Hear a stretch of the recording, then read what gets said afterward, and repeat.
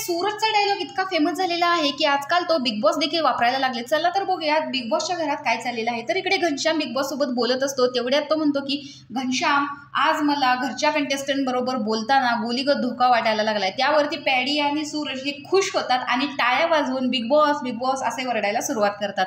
त्याच्यानंतर अंकिता, धनंजय देखील इकडे हसत असतात। तर म्हणते की चला आज अंकिताला देखील हसताना पाहायला मिळालं। त्यावर अंकिता म्हणते हसते मी बिग बॉस। त्यावरती धनंजय म्हणतो की तिला सांगायला लागतं बाहेर ये करून, असं सांगावं लागतं तरच अंकिता बाहेर येते। पण ती सांगते नाही बिग बॉस मी हसते। तर बिग बॉस म्हणतात की नाही, तुमचं रडतानाचं तोंड बघून मी आज सुद्धा घरातलं पाणी बंद करणार होतो। त्यावरती सगळेच हसायला सुरुवात करतात।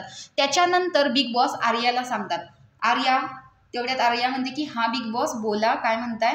त्यावरती थांबा तुमच्याशी नंतर बोलतो, आधी मी योगिताशी बोलतो। आणि ते योगिता म्हणतात की योगिता काय चाललं आहे। त्यावर योगिता म्हणते हा बिग बॉस मी ठीक आहे, मस्त आहे, हसतच राहा असं बिग बॉस तिला सांगतात।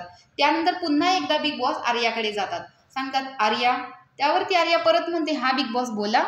त्यावरती बिग बॉस म्हणतात की थांबा आधी मी इरिनाशी बोलतो। आणि इरिनाला विचारतात इरिना कसा आहात। तर त्यावरती इरिना म्हणते की एकदम मस्त, तुम्ही कशी आहात बिग बॉस। तर बिग बॉस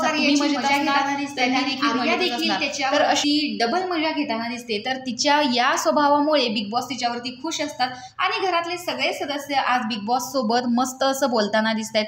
तर तुम्हाला हे पाहून कसं वाटलं। आणि हो, सूरजचा जो डायलॉग आहे गोलीगत धोका, तो चांगलाच फेमस झालेला आहे। तर त्याच्याबद्दल तुम्हाला काय बोलायचं असेल तर कमेंटमध्ये बोलू शकता। आणि अशाच व्हिडिओसाठी आपल्या चॅनलला सबस्क्राईब करा। तोपर्यंत बाय बाय।